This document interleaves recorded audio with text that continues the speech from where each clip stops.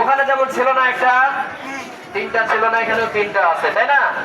তাহলে পুরুষদের প্রস্রাবখানা কি একদম আলাদা। কোন পুরুষরা প্রস্রাব করার জন্য টয়লেটে যেতে পারবে না। এটা হচ্ছে প্রস্রাবখানা, ঠিক আছে? সবার মনে থাকবে। আর মেয়েরা যারা আছো, তোমরা তোমাদের টয়লেট প্রস্রাবখানা হচ্ছে এই পাশে ভিতরে, ঠিক আছে? ওই দরজায় ঢুকতে আরো দুইটা টয়লেট আছে। কি আছে? টয়লেট। সেই টয়লেটটা ব্যবহার করতে হবে খুব কম। একদম যদি এগুলো বন্ধ থাকে তাহলে এই পাশের টয়লেট গুলো ব্যবহার করবা। 3 নাম্বার কথায় যে সামনে দেওয়া আছে বেচিং, বেলজিয়াম গ্লাসের আয়না দেওয়া আছে রে বাবা, ঠিক আছে?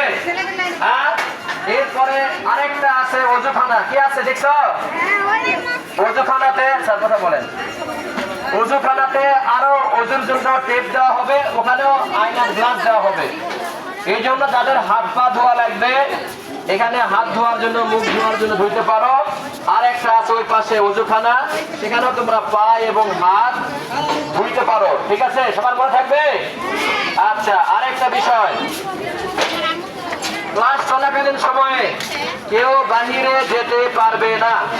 তোমাদের খেলনাগুলো কি এখানে আছে? নাই। তাহলে কি হবে? এই খেলনাগুলো কিছুদিন সময় লাগবে, বসাবো আমরা, মাটিগুলো আগে দেবে যাক।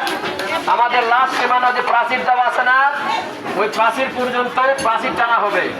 টেনে দিলে মাঠটা বড় হয়ে যাবে, তখন তোমাদের খেলনাগুলো আমরা বসাই দিব। আপাতত কি নাই? খেলনা নাই। বাহিরে যাওয়া যাবে না, বাড়ি থেকে খাবার নিয়ে আসতে হবে।